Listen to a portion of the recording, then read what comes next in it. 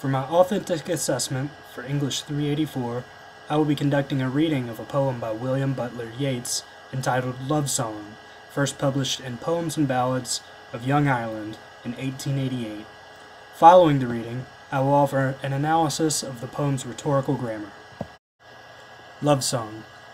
My love, we will go, I and you, and away in the woods we will scatter the dew, and the salmon behold, and the ousel too.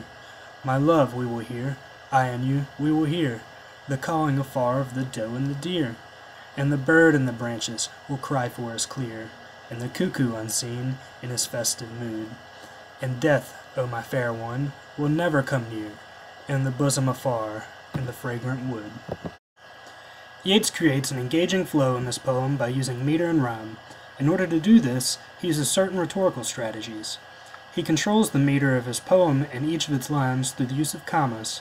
In Rhetorical Grammar, Grammar Choices, Rhetorical Effects, authors Martha Kolln and Loretta state, the visual signal of the comma causes the reader to give added length and stress to the preceding word, adding that this changes the sentence rhythm.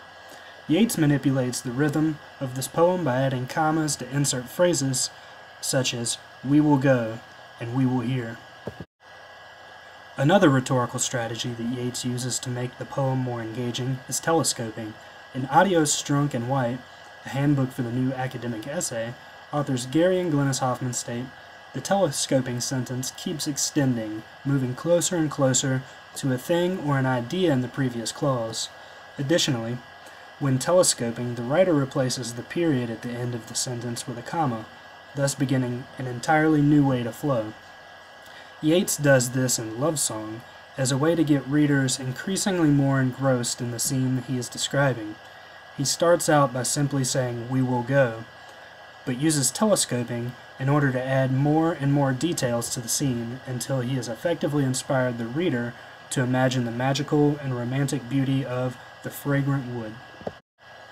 This poem is a great example of how one can instill an engaging flow within a piece of writing by using rhetorical strategies that control meter and rhyme. This is very common in songs and poetry, but one could also write a speech in such a way.